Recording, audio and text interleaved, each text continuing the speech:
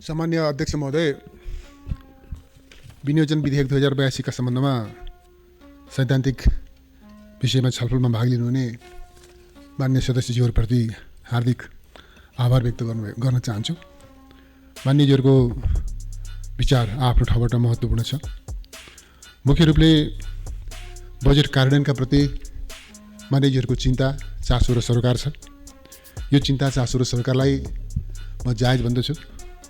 विगतका हाम्रा अनुभवहरूले बजेट कार्यान्वयन ठिक ढङ्गले नहुने, बजेट कार्यान्वयनबाट जुन प्रतिफलको अपेक्षा गरिएको हुन्छ त्यो अपेक्षा प्राप्त नहुने हाम्रो तितो अनुभव छ। त्यो अनुभवको पृष्ठभूमिमा मान्यज्यूहरूले बजेट कार्यान्वयन हुन्छ त भनेर प्रश्न राख्नु र चिन्ता व्यक्त गर्नुलाई म जायज भन्दछु। अध्यक्ष महोदय, त्यसै भएको हुनाले चालु आर्थिक वर्षको बजेट निर्माण गर्दा अर्थ मन्त्रालयले दुईटा चिजमा बढ्ता कन्फाइन हुन खोजेको छ। पहिलो प्रश्न, बजेट त्यो यथार्थपरक होस्, बजेटले गरेका अनुमानहरू नतिजाका रूपमा प्रकाशित हुन सकुन्। चाहे त्यो स्रोत व्यवस्थापनको प्रश्नमा होस्, चाहे त्यो खर्च व्यवस्थापनको प्रश्न होस्, बजेट कार्यान्वयन हुन सकोस् भन्ने कुरामा हामीले जोड दिएका छौँ। अर्थ मन्त्रालयले जोड दिएको छ। बजेट निर्माण गर्दा यो बेसिक प्रिन्सिपलबाट त्यो चाहिँ विचलित हुनु हुँदैन भन्ने मान्यतामा अर्थ मन्त्रालय दृढतापूर्वक उभिएको छ भन्ने सबैभन्दा पहिला स्पष्ट गर्न चाहन्छु। त्यसै भएर हामीले चाहिँ बजेटको साइज निर्धारण गर्दा, स्रोतको अनुमान गर्दा, परिचालन गर्न सकिने, व्यवस्थापन गर्न सकिने, जुटाउन सकिने स्रोत मात्रै परिकल्पना प्रस्ताव गरिएको छ, अनुमान गरिएको छ। चाहे त्यो राजस्वको प्रश्न भनौँ, चाहे त्यो अन्तर्राष्ट्रिय सहयोगको प्रश्नमा भनौँ, चाहे त्यो आन्तरिक ऋणको प्रश्नमा भनौँ, हामी चाहिँ त्यसमा संयमित र सन्तुलित रहेका छौँ भन्ने म निवेदन गर्न चाहन्छु। र बजेट कार्यान्वयनका प्रश्नमा सामान्यतया कस्तो भनेदेखि बजेट कार्यान्वयनको विषय चाहिँ यो समग्र अर्थ मन्त्रालयको मात्रै नभएर समग्र मन्त्रालयको चाहिँ साझा जिम्मेवारी हो। अर्थ मन्त्रालयले आफ्नो तर्फबाट गर्नुपर्ने काम समयमा गर्नुपर्छ, प्रभावकारी रूपमा गर्नुपर्छ। त्यसरी नै सम्बन्धित मन्त्रालयले पनि आफ्ना जिम्मेवारीका कामहरू प्रभावकारी रूपमा गरेर बजेट कार्यान्वयन गर्नुपर्छ भन्ने कोणमा यो अहिलेको बजेट बढ्ता केन्द्रित रहेको छ। यस हिसाबले हेर्दाखेरि के कुरामा जोड दिएको छ भनेदेखि हामीले के कस्ता प्रबन्धहरू गर्दा बजेट कार्यान्वयन सहज ढङ्गले हुनसक्छ भन्ने हिसाबले चाहिँ त्यसमा ध्यान दिएको छ। हाम्रा विद्यमान बजेट कार्यान्वयनसँग सम्बन्धित विद्यमान मापदण्डहरू, निर्देशिकाहरू आदि चिजलाई पनि हामी तदनुकूल नै अपडेट गर्दैछौँ र बजेट प्रस्तुत भएको भोलिपल्टैदेखि हामी बजेट कार्यान्वयनमा जान सक्छौँ भन्ने त्यो प्रतिबद्धता व्यक्त गरिएको छ। 15 गते हामीले जेठ 15 गते बजेट प्रस्तुत गऱ्यौँ। हामीले चाहिँ 16 गतेदेखि नै बजेटको कार्यान्वयनको थालनी गर्न सक्छौँ र बजेट पारित भए लगत्तै ठेक्का सम्झौता गरेर निर्माणका कामहरू अगाडि बढाउन सक्छौँ। तयारी भएका आयोजनाहरूमा त्यसरी पनि जान सक्छौँ भन्ने हिसाबले बजेट आएको छ। त्यस कारणले म मान्यज्यूलाई आग्रह गर्न चाहन्छु, यहाँले चिन्ता व्यक्त गर्ने कुरा जायज छ, तर सँगसँगै म यहाँलाई विश्वास दिलाउन चाहन्छु, विश्वास व्यक्त गर्नुहोस् भनेर म विश्वास गर्नुहोस् भनेर अनुरोध गर्न चाहन्छु कि यो बजेट कार्यान्वयन हुनेछ, कार्यान्वयन हुन सक्ने आधारसहित यो आएको छ भनेर म निवेदन गर्न चाहन्छु। यो चाहिँ उत्पीडित समुदायका प्रति बजेटले ध्यान दिएन कि भन्ने जुन चिन्ता व्यक्त गर्नुभएको छ। वास्तवमा यसपटक बजेटले खास गरी भगत सर्वजित शिल्प उत्थान कार्यक्रमका माध्यमबाट दलित समुदायका परम्परागत सिप र पेसालाई आधुनिकीकरण गर्ने र त्यसलाई चाहिँ बजारीकरण गर्ने, आन्तरिक बजारमा मात्रै होइन अन्तर्राष्ट्रिय बजारमा पनि पुर्याउने, त्यसका निम्ति तालिमको प्रबन्ध, त्यसका निम्ति बजारको प्रबन्ध, त्यसका निम्ति अरू प्रकारका सहयोगका प्रबन्धहरू, त्यसका निम्ति एउटा चाहिँ उल्लेखनीय साइजको बजेट समेतको प्रबन्ध यो बजेटले गरेको छ। मलाई लाग्छ यसले चाहिँ उत्पीडन अन्त्यको निम्ति सबभन्दा मुख्य पक्ष आर्थिक अधिकार, आर्थिक रूपमा विभेद, आर्थिक रूपमा चाहिँ असमानता रहन दिएर समानताको कुरा गर्नु चाहिँ व्यर्थ हुन्छ। त्यस कारणले दलित समुदायलाई आर्थिक रूपमा कसरी सबलीकरण गर्ने, कसरी सशक्त तुल्याउने भन्ने कोणबाट यो बजेट प्रस्तुत भएको छ। त्यस कारणले मलाई लाग्छ दलित समुदायका प्रति यो बजेट समर्पित छ भन्ने नै म त्यो राख्न चाहन्छु। राष्ट्रिय ऋणको सन्दर्भमा ऋणका बारेमा हामीले के दृष्टिकोण लिनुपर्छ भने ऋण नलिकन हामी ऋणै लिँदैनौँ भनेर त्यो चाहिँ भन्नु त्यो चाहिँ सम्भव र उचित कुरा होइन। ऋण के का निम्ति लिने, ऋण कसरी लिने, कुन शर्तमा लिने र ऋण के का निम्ति खर्च गर्ने भन्ने प्रश्न बढ्दा महत्त्वपूर्ण हो। हामीले के कुरा बुझ्नुपर्छ भने ऋण उत्पादन र उत्पादकत्व वृद्धि गर्ने उद्देश्यका साथ लिनुपर्छ र ऋणले सृजना गर्ने दायित्व पुरा गरेर त्यसले चाहिँ हाम्रो आर्थिक हैसियतलाई माथि उठाउनका निम्ति योगदान दिनुपर्छ। प्रतिफलयुक्त आयोजनाहरूमा ऋण लिने भन्ने त्यो दृष्टिकोणको साथ जानुपर्छ। जस्तोसुकै ऋण, जोसुकैसँगबाट ऋण, जस्तोसुकै शर्तको ऋण हामी लिँदैनौँ, छनौटपूर्ण ढङ्गले जान्छौँ। हाम्रा आवश्यकतामा, हाम्रो प्राथमिकतामा हामी केन्द्रित हुन्छौँ। त्यसै भएर नेपाल सरकारले केही समय अगाडि यो चाहिँ यो सहयोग परिचालन, अन्तर्राष्ट्रिय सहयोग परिचालनका सन्दर्भमा, वैदेशिक सहयोग चाहिँ परिचालनका सन्दर्भमा एउटा स्पष्ट नीति पनि पारित गरेको छ। त्यो नीतिले पनि के बताउँछ भने हामी जुनसुकै जस्तोसुकै ऋण लिँदैनौँ, हामी छनौटपूर्ण ढङ्गले ऋण लिन्छौँ। जुन ऋणले उत्पादकत्व बढाउँछ, राष्ट्रिय अर्थतन्त्रलाई अगाडि बढाउनको योगदान दिन्छ, त्यस्तो मात्रै हामी ऋण लिन्छौँ। त्यस कारणले ऋण तिर्न नसक्ने गरी होइन, तिर्ने गरी नै हामी चाहिँ ऋण लिन्छौँ। र ऋण लिँदा पनि हामी जुनसुकै सीमामा गएर जतिसुकै ऋण लिने होइन, एउटा निश्चित सीमामा जान्छ। हाम्रो जिडिपीको बढीमा 5.5% ऋण लिन सकिन्छ भनेर हामीलाई वित्त आयोगले चाहिँ त्यो सीमा निर्धारण गरेको छ। त्यो सीमाभित्रै हामी ऋण लिएका छौँ। अहिले पनि 5.5% सीमा भए पनि हामीले 5.3% सीमामा मात्रै हामीले ऋण उठाउँछौँ भनेर त्यो कुरा बजेटले भनेको छ। त्यस कारणले ऋणका प्रश्नमा पनि यो बजेट सन्तुलित छ। त्यसै भएर त हामीले चाहिँ जम्मी यो चाहिँ किन 20 खर्ब पनि हामी छुन सकेनौँ त, किन छोएनौँ त? मागहरूको, डिमान्डहरूको कुरा गर्ने भनेदेखि त अलिक ठुलो साइजको बजेट बनाउँदा सजिलो हुन्थ्यो होला नि, होइन? त्यो तरिका उत्तरदायीपूर्ण तरिका हुँदैन। त्यस कारणले हामीले संयमित भएर चाहिँ बजेट निर्माण गर्नुपर्छ भन्ने कुरामा यो बजेटले जोड दिएको छ भन्ने कुरा राख्न चाहन्छु।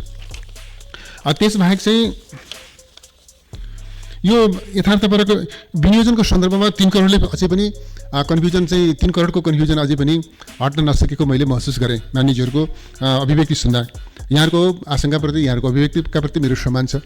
तर म निवेदन गर्न चाहन्छु, निवेदन दोहोऱ्याउन चाहन्छु, नयाँ निवेदन पनि मेरो यो भएन। 3 करोडका प्रति हामीले चाहिँ जुन खालको मापदण्ड बनायौँ त्यसका प्रति हामीले चाहिँ गर्व नै गर्नुपर्छ। अर्थमन्त्रीले मात्रै होइन, सिङ्गो सदनले गर्व गर्नुपर्छ भन्ने मलाई लाग्छ। सवाल के छ भने सानो सानो अङ्कको बजेट विनियोजन गर्ने र उपभोक्ता समिति मार्फत खर्च गर्ने र कुन काममा कहाँ खर्च भयो भन्ने कुराको तस्बिर खिच्न नपाउने। आयोजना सकिएको छ, बजेट सकिएको छ, तर खर्च पनि भएको छ, कहाँ के कामको निम्ति खर्च भयो, लौ न त्यो भएको खर्चको नतिजा के रहेछ भनेर फोटो खिच्न जाउनु भनेर क्यामेरा लिएर जाँदाखेरि कुनै चिज नदेखिने जुन स्थिति थियो, त्यो स्थितिबाट बाहिर निस्कनका निम्ति यो 3 करोडको सीमाले धेरै ठुलो काम गर्छ। अब 3 करोडको सीमामा जाने बित्तिकै उपभोक्ता समिति मार्फत खर्च गर्ने ट्रेनलाई हामी निरुत्साहित गर्छौँ। त्यो सम्भव हुँदैन। र अहिले मैले सुरुदेखि नै भन्दै आएको छु, 3 करोडको बारेमा हामीले गर्न खोजेको कुरा के हो भनेदेखि यो नयाँ योजनाहरू सङ्घीय सरकारले इन्ट्री गर्ने, LMBIS इन्ट्री गर्ने नयाँ योजनाहरू 3 करोडभन्दा साना हुँदैनन्। तर यसका के अपवाद छन्? अपवाद के छन् त? अपवाद के छ भने यदि गत वर्षको चाहिँ यो चालु आर्थिक वर्षमा सृजित दायित्व भुक्तानी गर्नु पर्यो, 3 करोडभन्दा कम भुक्तानी गर्दा त्यो चाहिँ भुक्तानीको दायित्व पुरा हुन्छ भने त्यहाँ 3 करोड राख्नु त परेन नि, 3 करोडभन्दा कम राखिने भयो। चालु आर्थिक वर्षको दायित्व भुक्तानी गर्नका निम्ति 3 करोडभन्दा कम राखिएको छ।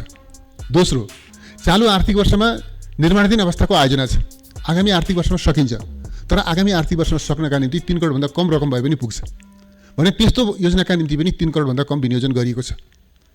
अर्को कुरा, कतिपय यस्ता कार्यक्रमहरू छन् जस्तो चाहिँ यो फुसको छानाको ठाउँमा टिनको छाना छाउने कार्यक्रमहरू छ। यो सङ्घीय सरकारले वहन गरेको उसको दायित्व अन्तर्गतको कार्यक्रम हो। एउटा घरका निम्ति 75,000 चाहिँ फुसको छानाको ठाउँमा चाहिँ टिनको छाना भनेको छ भनेपछि त्यहाँ चाहिँ अब 3 करोड भन्ने कुरा भएन।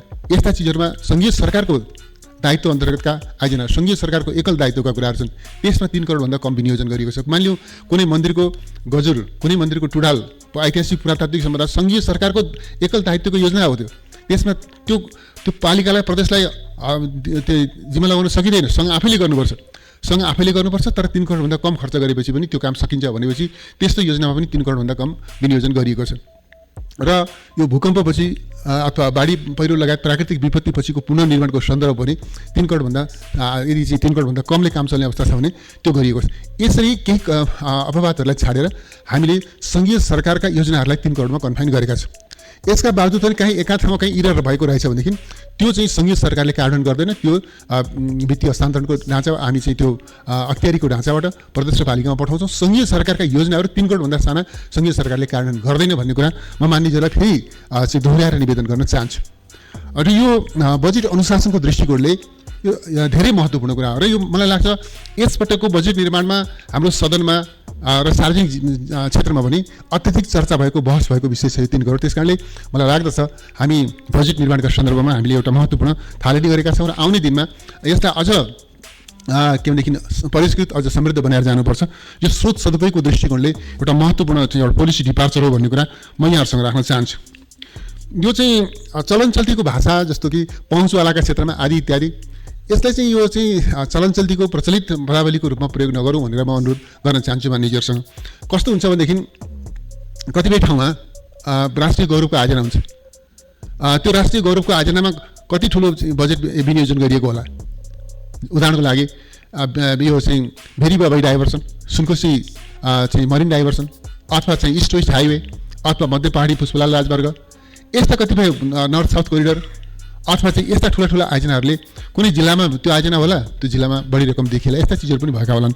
र आम रूपमा म यो पनि भन्दिनँ कि माइनर पनि इरर छँदै छैन त, यो चाहिँ त म नभनौँ, तर म के भन्छु भनेदेखि आम रूपमा न्याय, समानता र विविध चाहिँ को चाहिँ विरुद्धमा समानताका पक्षमा रहेर नै न्यायपूर्ण विनियोजनको पक्षमा रहेर नै बजेट आएको छ भन्ने म अनुरोध गर्न चाहन्छु। यति भनिसकेपछि जहाँसम्म अब यो सत्तापक्षका मान्यहरूकै असन्तुष्टि भन्नुभयो नि, प्रतिपक्षका मान्यजीले त खुसी व्यक्त गर्नुपर्ने। यो सरकारले सत्तापक्ष भने काखी च्यापेको रहेनछ नि त।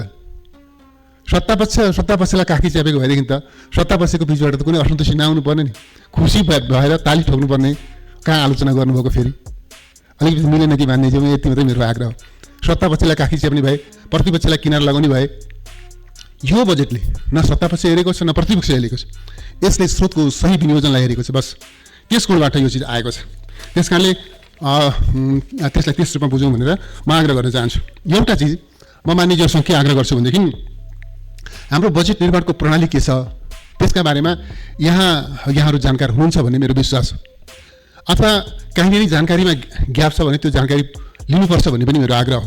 बजेट कसरी निर्माण हुन्छ? सबभन्दा पहिला हामी समग्रतामा एउटा चाहिँ स्रोतको अनुमान गर्छौँ।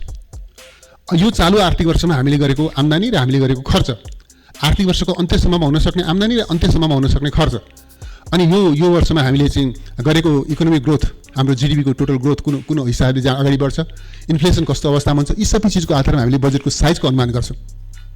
बजेटको साइजको अनुमान गरेपछि त्यो अनुमान गरिएको बजेटलाई विभिन्न मन्त्रालयहरूमा निकायहरूमा बाँडफाँड गर्छौँ, जसलाई हामी सिलिङ भन्छौँ।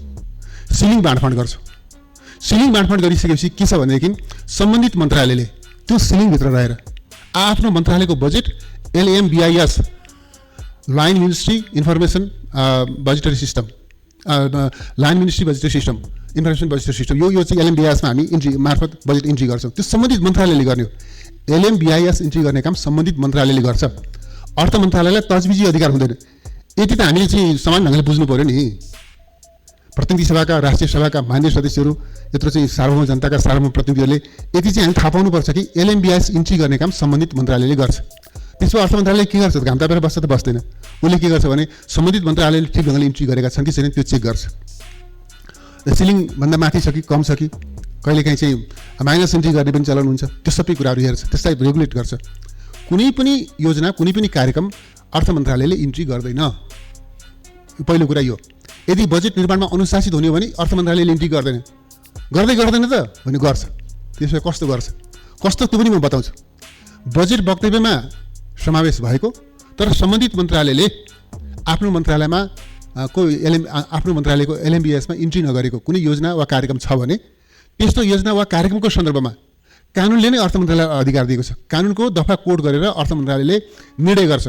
बजेट वक्तव्यमा उल्लेख भएको तर सम्बन्धित मन्त्रालयको विनियोजनमा LMBIS इन्ट्रीमा समावेश नभएको हुनाले यो योजना वा कार्यक्रमका लागि यति बजेट भनेर विनियोजन गर्छ। यति भइसकेपछि अनि यो चाहिँ कसले के भन्यो, कुन मिडियामा के आयो, त्यो मिडियाको आधिकारिकता त्यो पनि त बुझ्नु पऱ्यो नि। हामी यत्रो सम्मानित सभामा कुनै चिजहरूलाई, कुनै मिडियामा आएका चिजहरूलाई कोट गर्दाखेरिमा त त्यसको अथेन्टिसिटी, त्यसलाई त ख्याल गरेर बोल्नुपर्छ होला भन्ने पनि मलाई लाग्छ। त्यस कारणले म दाबीका साथ भन्छु, आत्मविश्वासको साथ भन्छु, यहाँहरूको आँखासँग आँखा जुदाएर भन्छु, कुनै पनि परीक्षामा उत्तीर्ण हुने गरी भन्छु कि यसपटक बजेट निर्माण गर्दा म बजेट निर्माणको प्रणाली मैले जे अवलम्बन गरेको छु त्यसका प्रति मलाई गर्वबोध छ। म अनुशासनका कुनै पनि सीमाहरूलाई मैले पालना गरेको छु। त्यस कारणले यो चिजमा मान्यज्यूहरूलाई म विश्वास दिलाउन चाहन्छु। त्यस कारणले सस्ता बाजारु टिप्पणीहरू जसको आधिकारिकता छैन त्यस्ता चिजहरूलाई सदनको सम्मानित सदनको महत्त्वपूर्ण समय लिनका निम्ति खर्च गर्नुहुन्छ जस्तो पनि मलाई लाग्दैन। यिनै भनाइहरूको साथमा यो विनियोजन विधेयक 2082 का सम्बन्धमा विचार व्यक्त गर्नुहुने सम्पूर्ण मान्यज्यूहरूप्रति फेरि पनि धेरै धेरै सम्मान व्यक्त गर्दै आफ्नो भनाइ टुङ्ग्याउँछु। धन्यवाद। मान्य सदस्यहरू, प्रतिनिधि सभाबाट सन्देशसहित प्राप्त विनियोजन विधेयक 2082 माथि विचार गरियोस् भन्ने प्रस्तावमाथिको छलफल यहीँ समाप्त हुन्छ।